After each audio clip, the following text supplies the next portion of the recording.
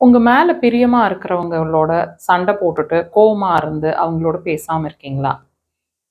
Time waste பண்றீங்க.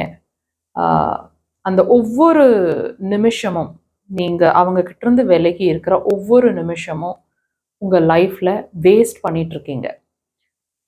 இந்த நிமிஷம் நம்ம உயிரோட இருக்கோம். அடுத்த நிமிஷம் நம்ம இருப்போமான்னு தெரியாது. யாருக்கு எப்போன்னு அ தெரியாது. ஸோ, நம்ம என்ன பண்ணலாம்?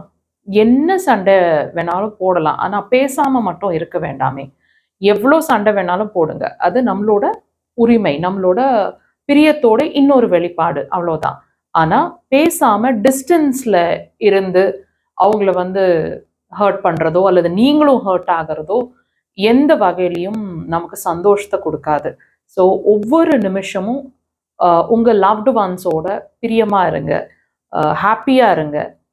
செரிஷ் பண்ணுங்க.